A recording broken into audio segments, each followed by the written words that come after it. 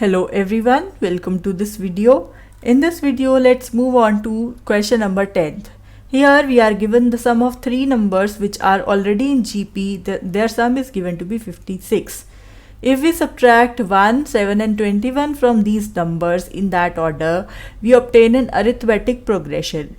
Right? So we need to find what are those numbers. So initially what we can do, we can assume three numbers are A, B and C. Right, and because we are given that these three numbers they are in GP, so therefore their common ratio has to be the same. Hence when you divide B with A or C with B, it is going to be the same.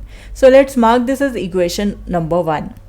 Again, what we are given that the sum of those three numbers is given to be 56. Hence A plus B plus C is given to be 56. So let's mark this as equation number 2.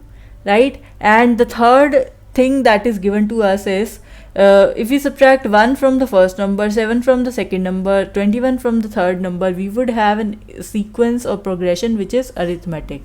Right, so the number A minus 1, B minus 7 and C minus 21, they are in AP. If they are in AP, that means they would have their common difference as the same. Hence this B minus 7 minus A minus 1, that would be equal to C minus 21 minus B minus 7.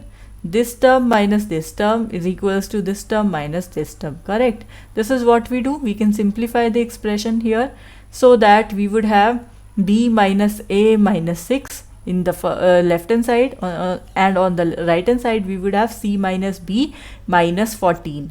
You can again simplify this to obtain A minus 2B plus C minus 8, or you can write A minus 2B plus C, that is equals to 8. So let's mark this as equation 3. Now in order to calculate those three numbers, what do we require? We require to calculate the values of A, B and C. So see, we have three unknowns and we have three equations to solve them. Equation 1, 2 and 3. So let's just solve these equations and obtain the value of A, B and C. Let's see how we can do. If you first of all take equation 2 and equation 3, we can easily solve them, right? So you can write it them one above the another. So the second one is this, the third one is then this, and then you can subtract both the equations. So this A and A cancels, C and C cancels. Here you would have 3B and here you would have 48. So the value of B comes out to be 16. Correct? So B is 16.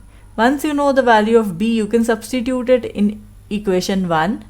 When you substitute it here, you would have AC is equals to B square. So your AC would be equals to 16 square, and you can write 16 as 2 raised to power 4.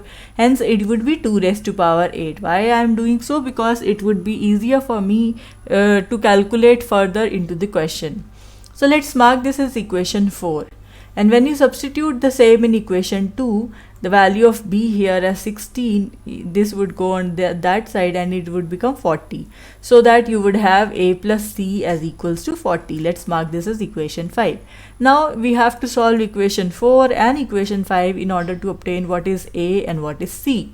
Correct? So from here we have to check that which two numbers when are multiplied. This is what? Actually this is 256.